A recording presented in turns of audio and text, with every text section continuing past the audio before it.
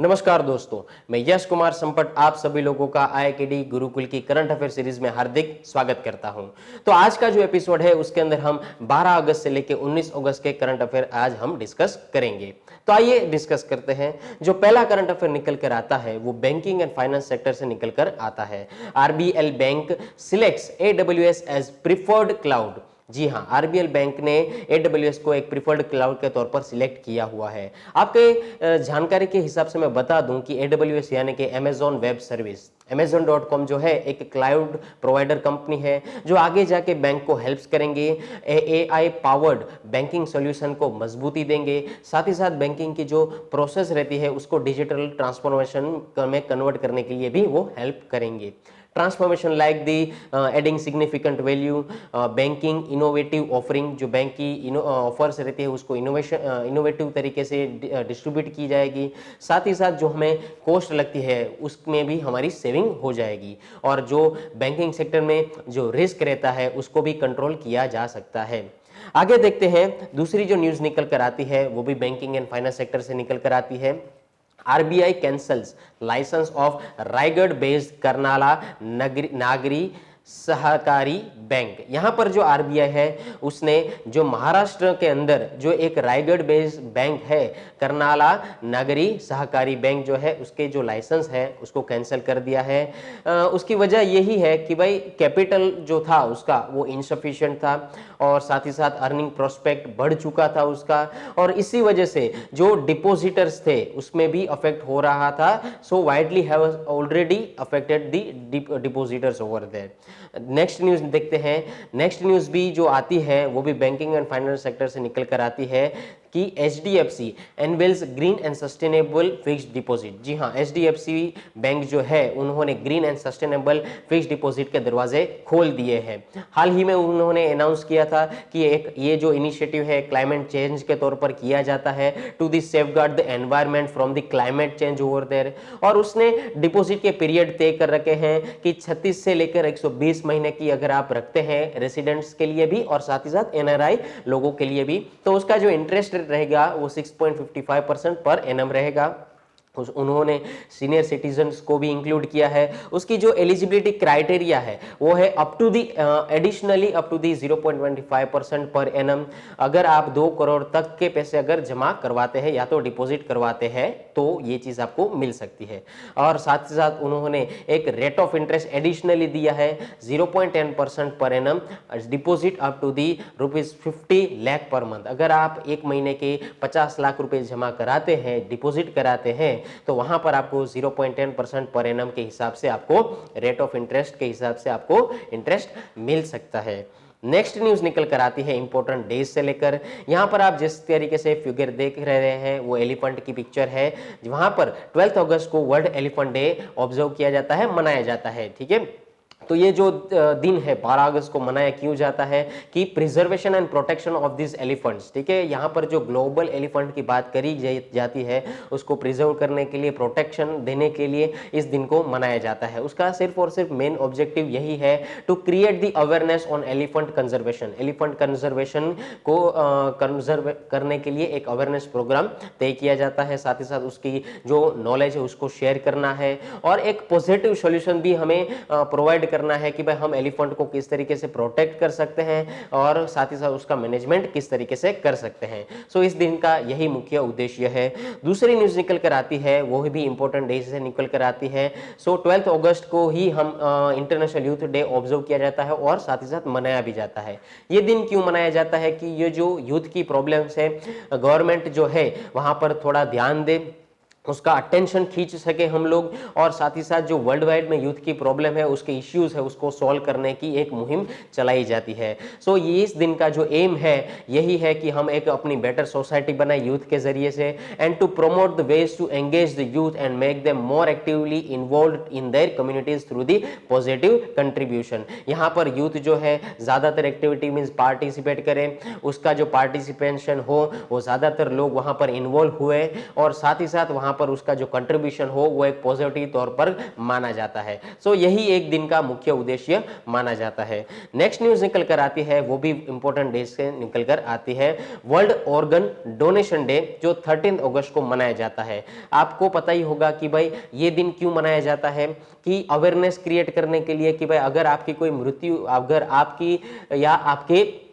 परिवारजन की अगर कोई मृत्यु हो जाती है, प्राकृतिक मृत्यु हो जाती है, अगर व्यक्ति स्वस्थ है तो आप उसके ऑर्गन जो है वो डोनेट कर सके। कि अगर आपको पता नहीं है तो मैं आपको बता दूं कि अगर कोई सी स्वस्थ व्यक्ति की प्राकृतिक मृत्यु हो जाती है तो वही व्यक्ति अपने ऑर्गन डोनेट कर कर 8 लोगों की जिंदगियां बचा सकता है। So to raise awareness about the importance of the organ donation and motivate people to donate organs after the death, ठीक है, तो यही उस दिन का एक एम है। वहां पर आप हार्ट डोनेट कर सकते हैं, लीवर डोनेट कर सकते हैं, इंटेस्टाइन डोनेट कर सकते हैं, पेनक्रियास डोनेट कर सकते हैं, किडनीज, लंग्स, जो डॉक्टर साहब के हिसाब से जो डोनेशन हम कर सकते हैं ऑर्गन, तो उसका हमें डोनेट करना चाहिए। तो यही एक अवेयरनेस कैंप चलाया जाता है इंपॉर्टेंट डेज के तौर पर, विच is called the world organ donation day. Next news निकल कर आती है, वो स्पोर्ट्स से निकल कर आती है कि Odisha to sponsor Indian hockey teams for 10 more years. यहाँ पर आप जो फोटो देख पा रहे हैं वो वहाँ के चीफ मिनिस्टर साहब है श्री नवीन पटनायक जी। उन्होंने हाल ही में अनाउंस किया है कि भाई ओडिशा जो एक स्टेट है, ठीक है, वो इंडियन हॉकी टीम को अगले 10 साल तक स्पॉन्सरशिप प्रोवाइड करेगा, ठीक है। और साथ ही साथ वहाँ पर ये क्यों किया गया, क्योंकि भारतीय हॉकी टीम ने काफी हद तक अच्छा परफॉर्मेंस दिखाया, so which is called the brilliant performance in the Tokyo Olympic, जो फिलहाल हुआ था, हाल ही में ही हुआ था। और ये इनिशिएटिव लेने के बाद वहां के जो चीफ मिनिस्टर है उन्होंने कैश अवार्ड भी दिया, हर एक प्लेयर को 10-10 लाख रुपए भी दिए थे। और पहले तो जो स्पॉन्सरशिप थी 2018 में जो स्पॉन्सरशिप तय करी गई थी, वहां पर 100 करोड़ की ये स्पॉन्सरशिप थी वो करी गई थी इंडियन हॉकी टीम के साथ, जो मेंस के भी प्लेयर्स थे इसके अंदर, और साथ ही साथ महिला प्लेयर्स भी इसके अंदर शामिल थे।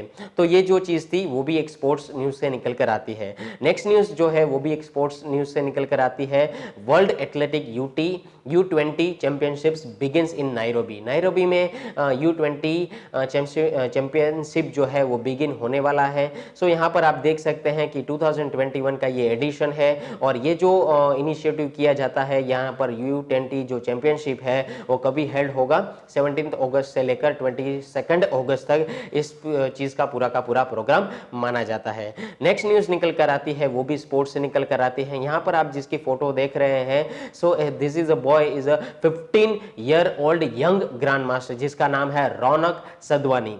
जी हाँ, उन्होंने एक जो टूर्नामेंट था उसको विन किया है, which is called the chess tournament, जिसका नाम है स्पिलिमबर्गो ओपन चेस टूर्नामेंट। जी हाँ, तो यहाँ पर 19th Spilimbergo open chess tournament Italy में हुआ था। इन भाई साहब ने ये बहुत ही कम उम्र में इसको जीता है, और इसको किसने हराया है? इटालियन जीएम पियर ल्यूजियो बासो को इसने हराया है, डिफीट किया है।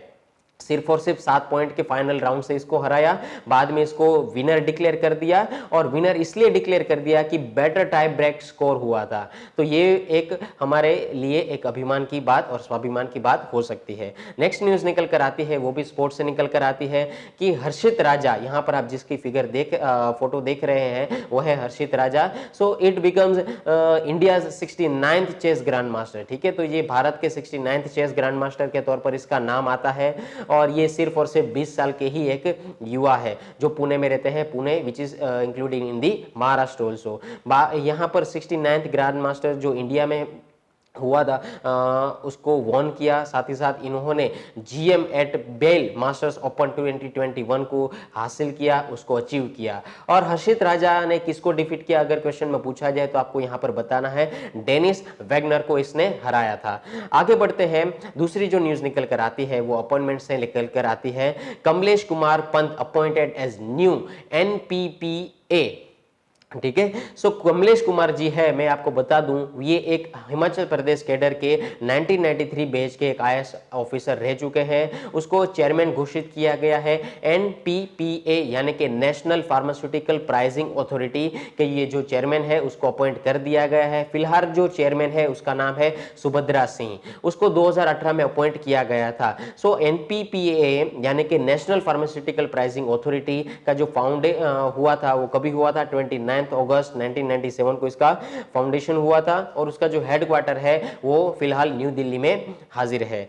नेक्स्ट न्यूज निकल कर आती है वो भी अपॉइंटमेंट से निकल कर आती है। एमवे कंपनी तो आप जानते ही होंगे। So Amway India appoints Mirabai Chanu as brand ambassador over there. यहां पर आप उसकी फोटो देख पा रहे होंगे कि डायरेक्ट सेलिंग एफएमसीजी फर्म जो एमवे इंडिया के नाम पर जाना जाता है उसने एक अपॉइंटमेंट किया है मीराबाई चानू का, जो एक ओलंपियन सेखोम मीराबाई चानू के नाम से जाने जाते हैं। वो एक ब्रांड एम्बेसडर बन चुके हैं एमवे कंपनी के।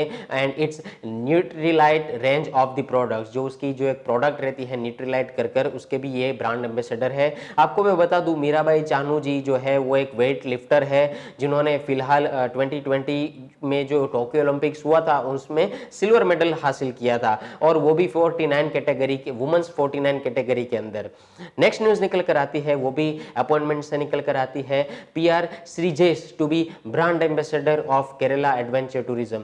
ये जो भाई साहब है पीआर श्रीजेश जी वो एक केरला में एक एर्नाकुलम कर जगह है वहां से निकल कर आते हैं और वो एक ओलंपियन है जिसका पूरा नाम है पैरातू रविंद्रन श्रीजेश। ठीक है, ये एक गोलकीपर भी है, फॉर्मर कैप्टन भी रह चुके हैं इंडियन नेशनल हॉकी टीम के और यहाँ पर ये ब्रांड एम्बेसडर भी बन चुके हैं adventure tourism in the Kerala. ये उसके एक ब्रांड एम्बेसडर भी बन चुके हैं। वहाँ पर टोक्यो ओलंपिक्स जहाँ पर हुआ था 2020 के अंदर वहाँ पर उसने ब्रॉन्ज मेडल भी हासिल किया है, इसलिए कहा जाता है ये स्वाभिमान की बात है हमारे लिए। आगे बढ़ते हैं, जो दूसरी न्यूज निकल कर आती है अवार्ड एंड ऑनर से निकल कर आती है। यहां पर आप जिसकी फोटो देख पा रहे हैं ये हमारे माननीय प्रेसिडेंट साहब है रामनाथ कोविंद जी। उन्होंने 144 गैलेंट्री अवार्ड कन्फर्स किया है। तो यहाँ पर आप देख सकते हैं कि भाई प्रेसिडेंट जी जो है हमारे उसको एक सुप्रीम कमांडर माना जाता है इंडियन आर्म्ड फोर्सेस का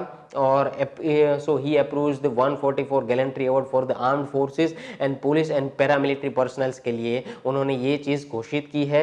और on the occasion of the Independence Day 2021 के तौर पर यहाँ पर 28 mention in the dispatches to the army personnel to the for the significant contribution in the different types of military operations. जी हाँ, और दूसरे जो 28 मेडल्स डिक्लेयर किए गए हैं जो जिन्होंने मिलिट्री ऑपरेशन में अच्छी तरीके से भागीदारी निभाई है अपनी, वहां पर उन्होंने इस तरीके के अवार्ड्स डिक्लेयर कर दिए हैं। नेक्स्ट न्यूज निकल कर आती है वो भी अवार्ड्स एंड ऑनर से निकल कर आती है।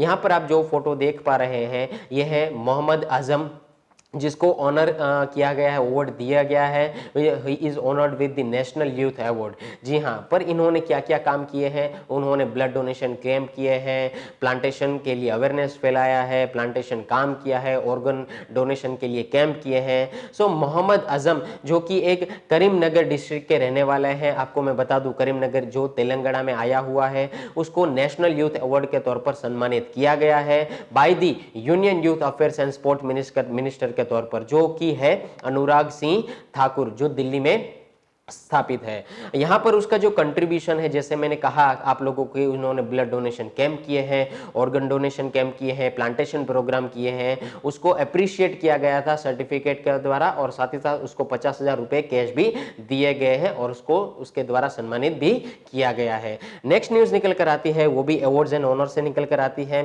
4 Indian airports finds place in Skytrax top 100 airport list. जी हाँ, भारत के जो इंडियन एयरपोर्ट है उसमें से 4 इंडियन एयरपोर्ट्स है जो 100 इंडियन एयरपोर्ट की लिस्ट में से आते हैं। The Indira Gandhi international airport IGI airport जिसको बोला जाता है, जो न्यू दिल्ली में स्थापित है।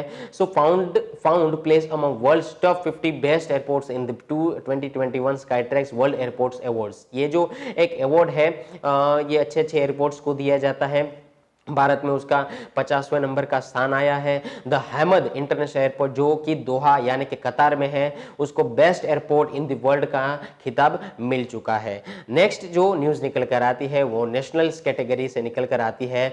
प्रधानमंत्री जो हमारे नरेंद्र मोदी साहब है, he sets the India target to become energy independent by 2047। ठीक है, यहाँ पर प्रधानमंत्री जी की आप फोटो देख पा रहे हैं, उन्होंने एक टारगेट घोषित किया है कि भाई हम एनर्जी इंडिपेंडेंट कंट्री बनाएंगे 2047 तक। So when India will celebrate, जहां पर 2047 में भारत पहुंचेगा तभी भारत अपना स्वतंत्रता दिवस 100वां स्वतंत्र दिवस दिन मनाएगा, तभी ये प्रोग्राम इंक्लूड किया जाएगा। So for this PM has announced mission circular economy. जी हाँ, उसने मिशन सर्कुलर इकोनॉमी के तौर पर इस चीज को अनाउंस किया था। And it replaces the petroleum with other forms of energy to make the India. ठीक है, इंडिया को रिन्यूएबल बनाने के लिए, सस्टेनेबल बनाने के लिए और एनर्जी इंडिपेंडेंस बनाने के लिए उसको अच्छी तरीके से रिप्लेस कर दिया गया था। Modi government declared setup the national hydrogen mission. इसी चीज को आगे बढ़ाते हुए ये पूरा का पूरा जो डिसीजन लिया गया था मोदी गवर्नमेंट के द्वारा, उसको बोला जाता है द नेशनल हाइड्रोजन मिशन के नाम पर उसको घोषित किया गया था। नेक्स्ट न्यूज निकल कर आती है, वो भी नेशनल से निकल कर आती है। यहाँ पर आप जो फोटो देख पा रहे हैं वो वेंकैया नायडू साहब की है। So he laid the foundation stone for innovation and development centre. यहाँ पर हमारे जो वाइस प्रेसिडेंट है इसका नाम है एन वेंकैया नायडू, तो उसने फाउंडेशन स्टोन रखा था और इनोवेशन एंड डेवलपमेंट के सेंटर जो जवाहरलाल नेहरू सेंटर के नाम से जाना जाता है for the advancement scientific research JNCASR जो बेंगलुरु में स्थित है, और उसका जो मेन मिशन है वो है मेक इन इंडिया एंड आत्मनिर्भर भारत। नेक्स्ट न्यूज निकल कर आती है वो इंटरनेशनल कैटेगरी से निकल कर आती है। Afghanistan frays Ashraf Ghani steps down as Taliban forces takes power. आपको पता ही होगा कि भाई अफगानिस्तान के जो प्रेसिडेंट है वहां से वो जा चुके हैं,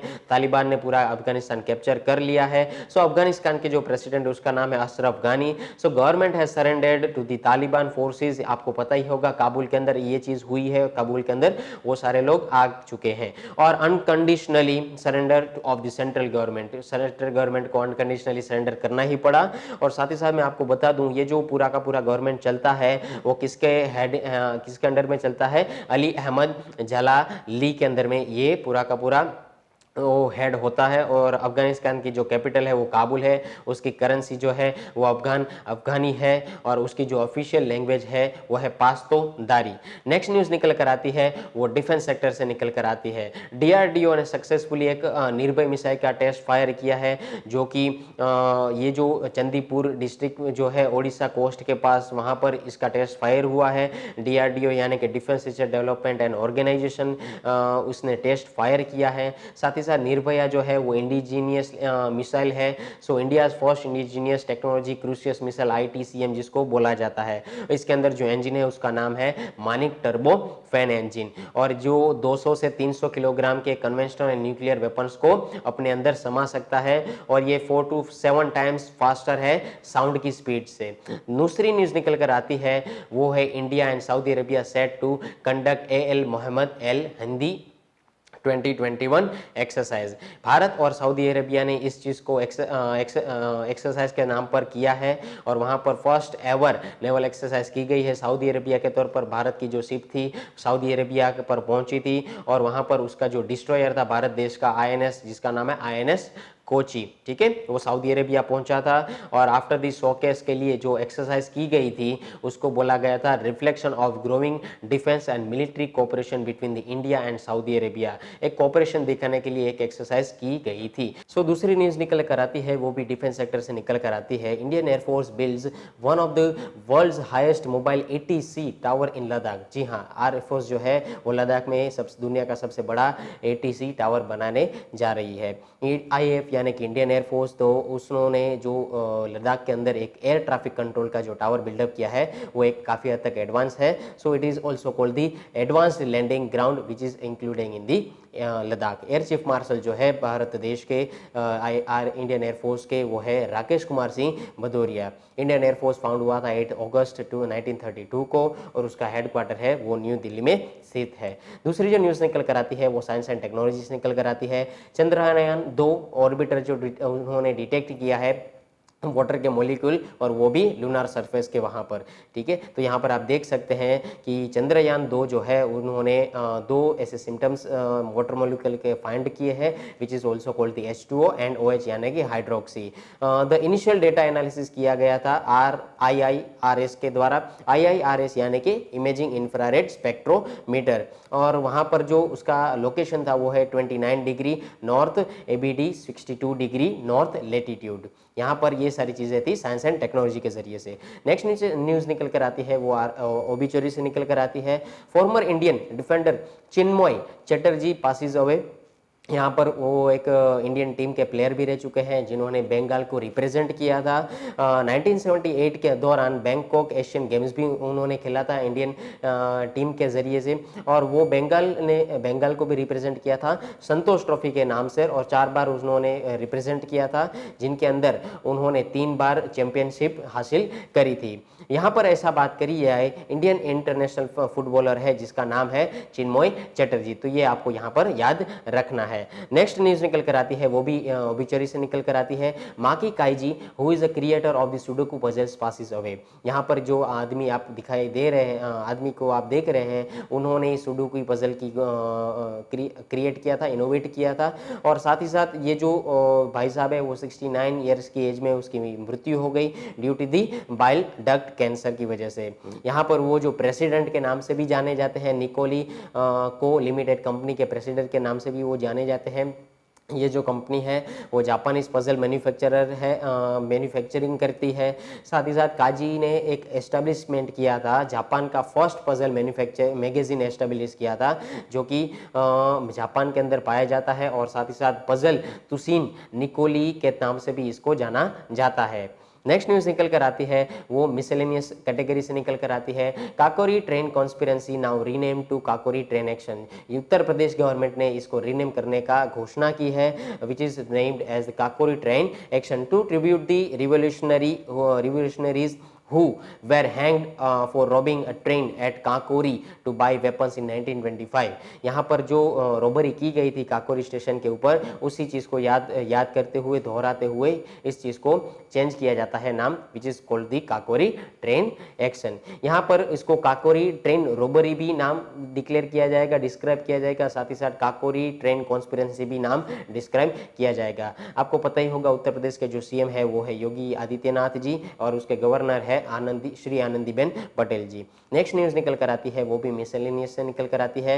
lieutenant governor Manoj Sinha inaugurates Bonguz Awam Mela इन जैन के। जम्मू कश्मीर में इस मेला का ऑर्गेनाइज किया गया था, इनॉग्रेट किया गया था। जम्मू कश्मीर के जो गवर्नर है, लेफ्टिनेंट गवर्नर जिसको बोला जाता है श्री मनोज सिन्हा जी, उन्होंने 75th जो इंडिपेंडेंस डे हमारा था वहाँ उसी चीज़ को दोहराते हुए और वहाँ पर सेलिब्रेट करते हुए बंगुज वैली जो कि कुपवारा डिस्ट्रिक्ट में आई हुई है, वहाँ पर इसको ऑर्गेनाइज किया था। लोकल गेम्स खिलाई गई थी, विलेज की गेम खिलाई गई थी, साथ ही साथ वहाँ पर एक्टिविटीज़ करी गई थी। और ये जो ट्रिब्यूट किया गया था वहाँ के जो ग्रेट रिवोल्यूशनरी है, फ्रीडम फाइटर्स हैं, खुदीराम बोस, उसकी डेथ एनिवर्सरी पर इसको मनाया गया था। और इको टूरिज्म प्लान की अगर बात करें तो उस रीजन के अंदर एक प्लान की घोषणा भी की गई थी, which is called the eco tourism. Next news निकल कर आती है वो है लेफ्टिनेंट गवर्नर मनोज सिन्हा से रिगार्डिंग ही है, जिन्होंने जम्मू कश्मीर के अंदर एक प्रूफ ऐप लॉन्च करने की बात करी है।